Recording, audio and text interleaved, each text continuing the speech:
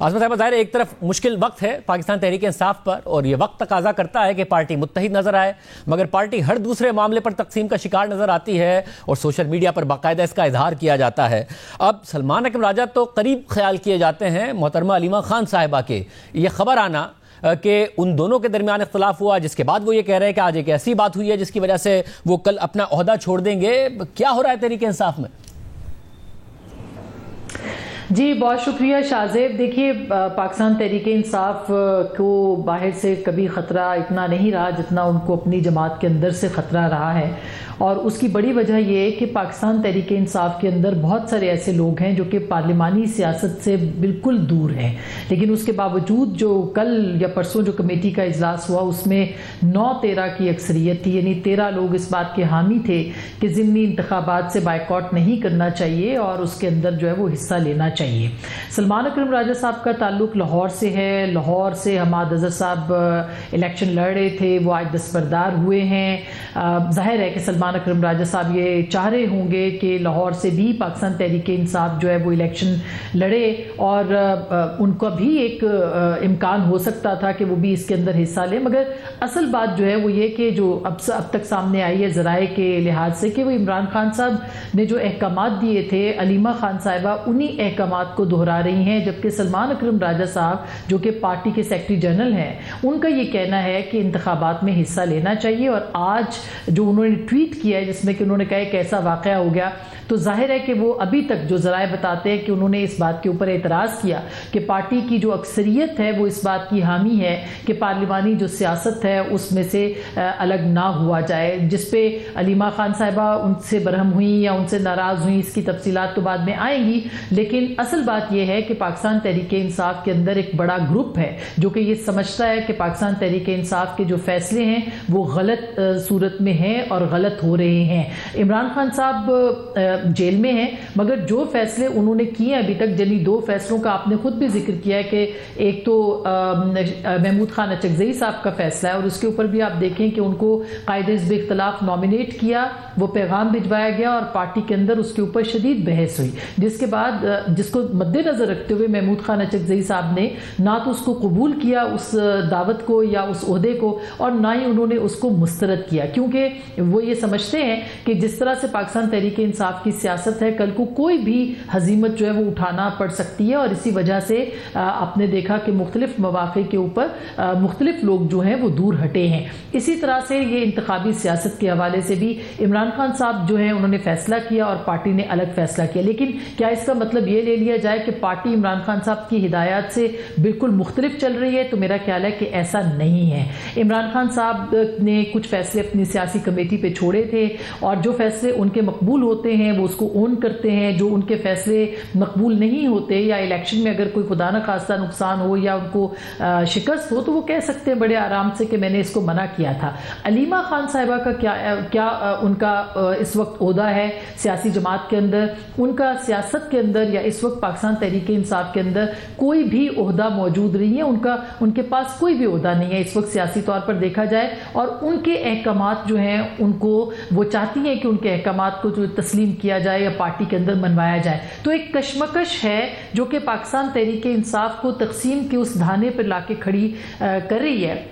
کہ جہاں پہ یہ فیصلہ کرنا پڑے گا کہ آیا انتخابی سیاست اور عمران خان صاحب کے فیصلے کو تسلیم کیا جائے یا نہ کیا جائے۔ مگر مجھے ایسے لگتا ہے، میری رائے جو ہے وہ یہ ہے کہ ہو سکتا ہے کہ عمران خان صاحب کی اجازت اور ان کی جو رضامندی ہے اس کے ساتھ ہی یہ ہو رہا ہو، اور کل بہرحال سلمان اکرم راجہ صاحب ان سے ملیں گے تو یہ جو مخمسہ ہے اس میں سے بھی کسی حد تک پارٹی جو ہے وہ نکل سکتی ہے۔ اور ارشاد آپ بتائیے گا، ایک طرف ظاہر ہے اس مشکل کا سامنا ہے پارٹی کو کہ ان کی ملاقاتیں نہیں ہونے دی جاتی ہیں، مگر اس کے باوجود یہ ہوا کہ جب سینٹ کے انتخابات ہو رہے تھے تو کافی تنقید ہوئی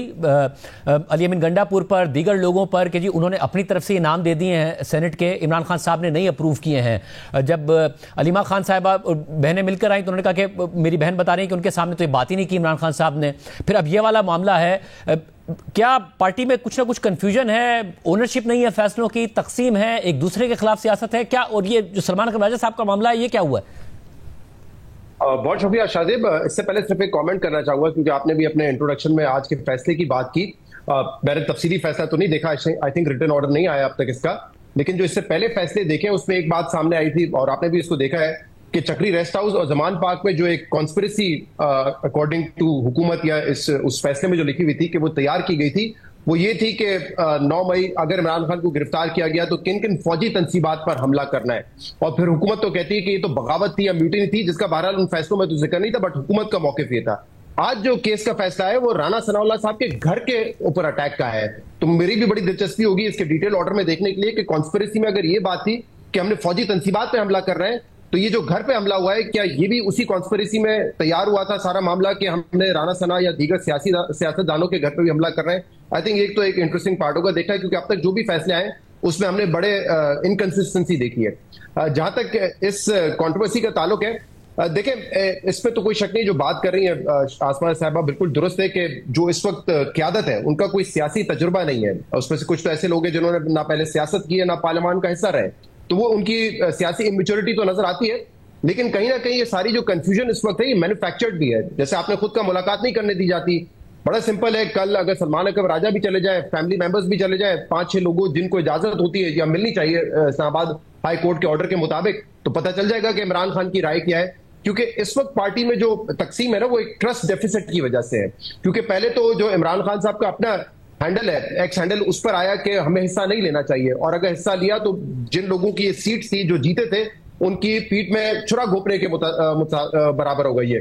تو اس وقت یہ علیمہ خان صاحب نے بھی اس پہ بات کی، دیگر لوگوں نے بھی کی، لیکن پھر علی بخاری صاحب کی جب پچھلے منگل کو ملاقات ہوئی تو اس میں وہ یہ پیغام لے کر آئے، اور میرے پروگرام میں بھی انہوں نے جمعے کو یہ کہا کہ عمران خان نے کہا ہے کہ اگر پارٹی سمجھتی ہے کہ الیکشن میں لڑنا چاہیے تو پھر جو پولیٹیکل کمیٹی ہے خیبر پختونخوا پنجاب کے حوالے سے وہ فیصلہ کر لیں۔ اب میری کچھ لوگوں سے اس پہ بات ہوئی ہے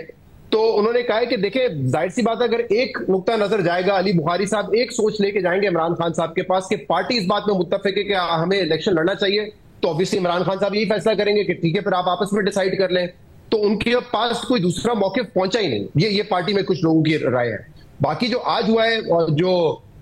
استعفیٰ دینے کی بات کی ہے سلمان اکرم راجہ صاحب نے، اس کی بالکل یہی وجہ ہے کہ جب پارٹی نے 13/9 سے یہ فیصلہ کیا کہ ہمیں ان بائی الیکشن میں حصہ لینا چاہیے، تو علیمہ خان نے اس پر اعتراض کیا اور کہا کہ عمران خان نے تو کہہ دیا تھا کہ ہم الیکشن میں حصہ نہیں لیں گے۔ اچھا، انٹرسٹنگلی میری ایک اور رہنما سے بات ہوئی جنہوں نے مجھے یہ بتایا کہ علی بخاری صاحب جس دن ملاقات کر کے آئے اور عمران خان سے اور باہر نکلے تو سب سے پہلے جو 2-3 لوگوں کو انہوں نے بتایا عمران خان نے یہی آج کہا ہے، اس میں علیمہ خان صاحبہ بھی تھی، یعنی کہ وہاں پہ یہ بات بتا دی گئی تھی ان کی طرف سے، علی بخاری صاحب کی طرف سے علیمہ خان کو، کہ عمران خان نے کہا ہے کہ پولیٹیکل کمیٹی فیصلہ کرنے کے بائی الیکشنز میں ہمیں لڑنا چاہیے یا نہیں لڑنا چاہیے۔ اچھا، اب یہ ایک رائے اور آ رہی ہے اور کہا جا رہا ہے، ذرائع بتا رہے ہیں کہ علیمہ خان صاحبہ کہہ رہی ہیں کہ خیبر پختونخوا کی حد تک تو لڑنا سمجھ آتا ہے کیونکہ وہاں ہماری حکومت ہے، دھاندلی ہونا وہاں پہ مشکل ہوگا، اور مستقبل میں اگر کوئی ایم پی ایس بھی ڈی سیٹ ہوتے ہیں یا ان کے سیٹس پہ الیکشن ہوتے ہیں تو پھر وہاں تو ہمارے پاس ایک خطرہ ہوگا کہ ہم شاید میجورٹی لوز کر جائیں، تو وہاں پہ جو بھی الیکشن ہو چاہے وہ قومی اسمبلی کا ہو یا صوبائی اسمبلی کا ہو ہمیں لڑنا چاہیے۔ لیکن پنجاب میں کیونکہ ہمیں پتہ ہے کہ ہمارے ورکرز کو ہم نکالیں گے، اگر پولیٹیکل کیمپین کرنے دی، اب تو وہ سمجھتے کہ شاید نہ کرنے دی جائے، ورکرز کو پکڑ لیا جائے گا، پکڑ دھکڑ ہوگی، ورکرز پہلے ہی تھکے ہوئے ہیں اور وہ ایک یوزلیس ایکسرسائز ہوگی کیونکہ آخر میں وہ سمجھتے ہیں کہ فارم 47 کے تحت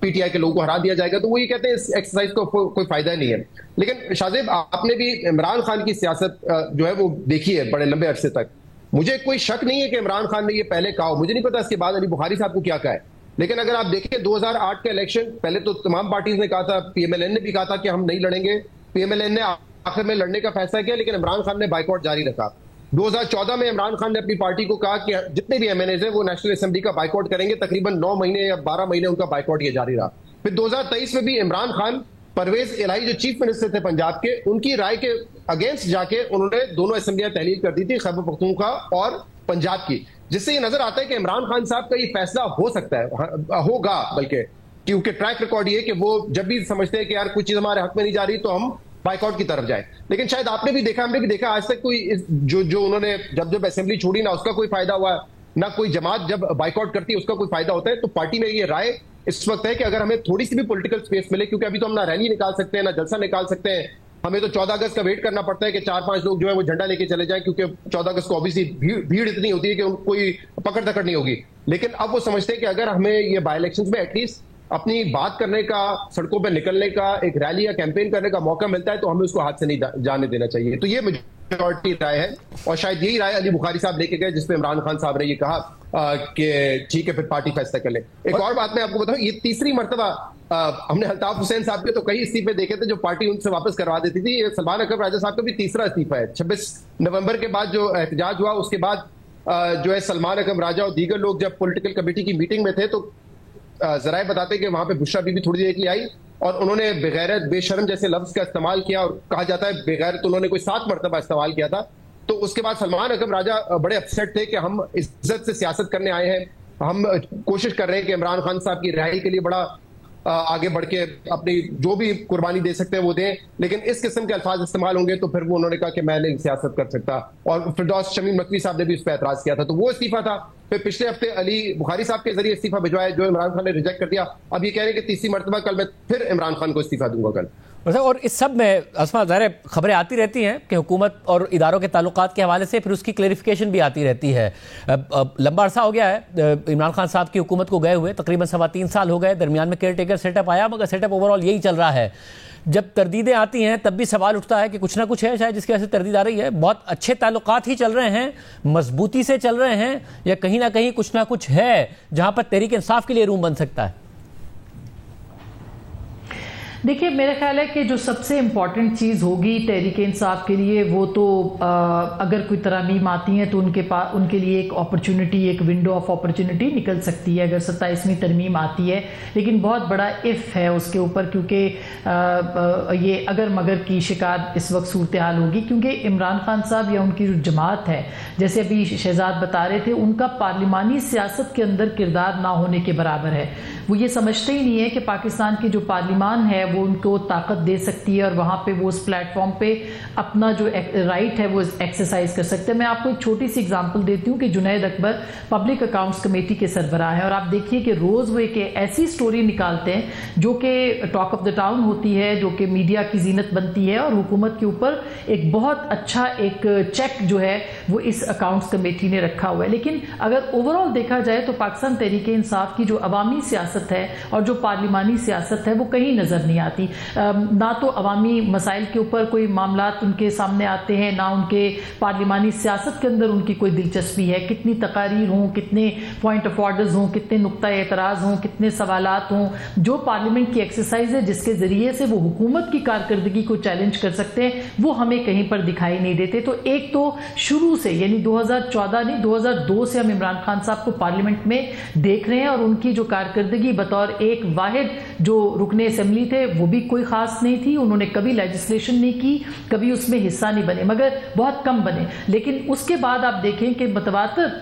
تواتر کے ساتھ جو ہے وہ ان کی پارٹی پارلیمنٹ کو ایوائڈ کرتی رہی. اور ابھی بھی آپ جو بات کریں کہ کیا کہیں پر کوئی معافی یا تلافی یا کوئی مصلحت یا مصالحت یا کوئی نرم گوشہ یا حکومت اور اسٹیبلشمنٹ کے بیچ تعلقات خراب ہونے کی بات, تو آج ہی خواجہ آصف صاحب کو ہم نے انٹرویو کیا اور انہوں نے بڑی اہم باتیں کی. انہوں نے کہا کہ ہائیبرڈ جو رجیم ہے